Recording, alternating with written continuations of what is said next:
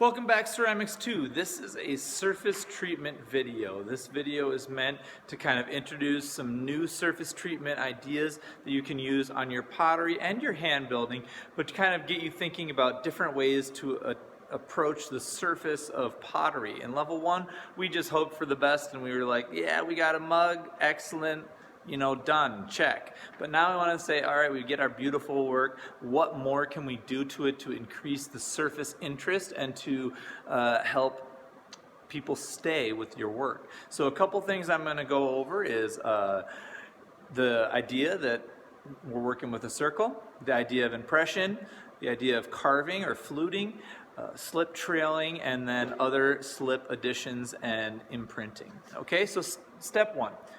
Whenever you're doing pottery and you're designing the surface of a pot, you have to think of this is a circle. How can I take this circle and divide it up nicely so that it shows balance and unity, and no matter which way the person who's using it looks at it, it has something beautiful to look at on one side, and the other people who might be at the table watching the serving happening are seeing an interesting side of the work as well. So that it's a whole artwork and it has unity throughout the whole thing. All right. So that in mind, start by thinking, all right, if I'm going to take a tool and impress it on this side, I'm going to divide it over to this side and do the same impression here. Now you don't always have to do that, but it does help bring unity if you repeat in divisions of the circle. All right. So that being said, this work right here, I'm just going to kind of imaginarily demonstrate the impression idea. So if we have, in class, I have this bucket of miscellaneous items, and then I have this bucket of textured items and paddles. So inside these two buckets, there's a wealth of like random stuff to press into the surface. So there's this paddle with this twine kind of stuff wrapped around it. For this, I impressed this area here just by holding my hand on the inside and then pressing this into the surface. Okay. Likewise, I've got a bunch of these wooden cubes or rectangular prisms that kind of look like this. And if you want to take the time as a level 2 student to take one of these blank cubes and use a hot glue gun and make up your own design, you can make up your own design for your work. Here's the little circles that I put on here, and here's the circles that are impressed here. I just held this in and pressed those circles into the surface, and I get this nice impression design.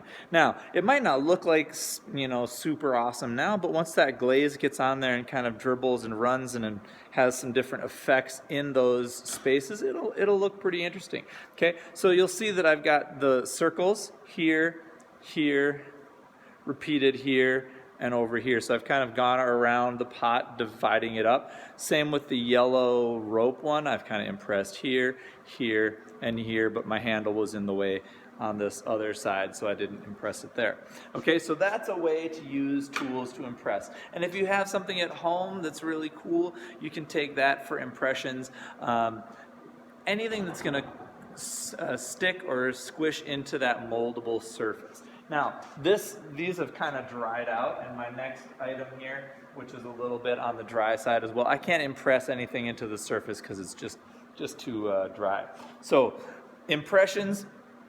You can also make up your own clay stamps. So I've got some little clay stamps in class, but if you want to make up your own, you can do that too. And what you can do is you can slip and score a chunk of clay onto the surface. So if I just take this little lump of clay here and slip and score it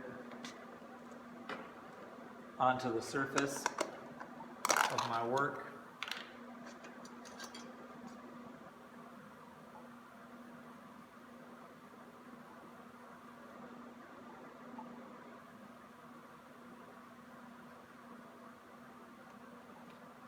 going to take that, press it in, clean up the edges a little bit. Now I'm going to take this ceramic stamp that I've made and press it in.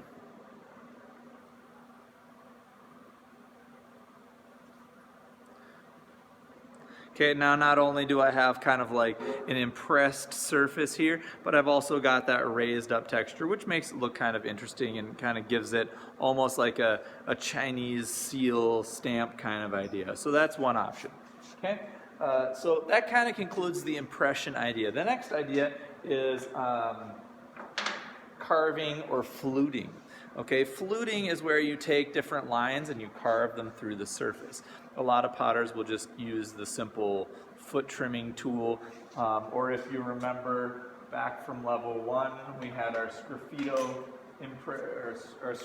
carving tools like this.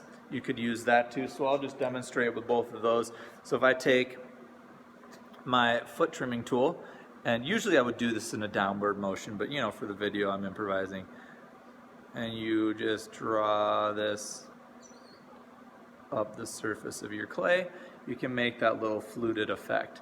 Now I'm going to draw another one right here, just to kind of give you an idea of what's possible. And another one right here. Now I'm kind of dividing this up in my mind into eighths, but you could obviously divide it up any way you want. And this one's going to be a little less than beautiful because I'm using it for an example. But you know, once I've got this here, then I could even take this little one, the little sgraffito one, and do horizontal fluting between those two flutes. And that might give you an interesting effect. Okay, you could even, like we did in level 1, you could even paint on the surface and sgraffito through little flutes rather than like sgraffitoing a whole picture, just thinking about, you know, pattern and design. You could do that with color. Okay, so the fluting vertically, horizontally, kind of mixing up size and width of line. Also, another idea that you could do, depending on your shape and size, is you could take your work, put it back on the wheel, and do fluting as it's going around the wheel. So this is fluting that I just, you know, centered it on the wheel, took a sgraffito tool and fluted it in different lines. So that's an option too for your picture if you want. Okay. The next idea here is slip trailing, which is kind of the last skill I wanted to show you. Okay, in level 2, you have the option of doing what's called slip trailing. So we got this bucket that says slip trailing, level 2, 3, and 4 only.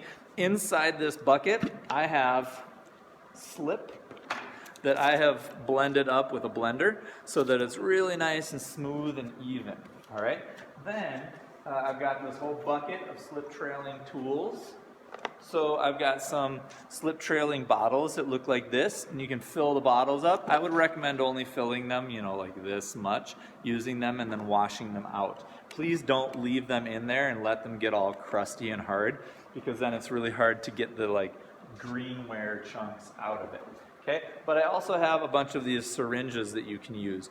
The slip is like smooth enough that you can actually just take the syringe, kind of submerge it into the slip, pull up a whole bunch of it, and now I've got this syringe full of slip. Okay, if you wash it off in the sink, you'll have a nice clean tip up here at the top, and then you can start your slip trailing. So I'm just going to move this camera closer because I can't like hold it and do it all at the same time. I'm just not that good. So let's say I've got my work here that I want to start slip trailing on. Here's that one that I was working on before, and I want to start doing some slip trailing. I can just use this syringe, super carefully to make the blobs, little blobs on there. You can kind of see that, yeah, good. Okay, and you have to be careful. Again, it's always hard to do stuff for a video because I'm trying to like not get in the way.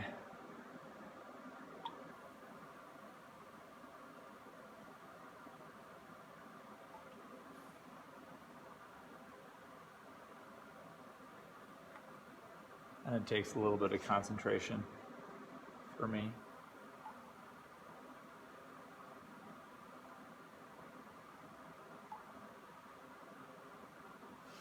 Okay, so there's just a little idea of, you know, what's possible. You could draw pictures, you could do all sorts of things.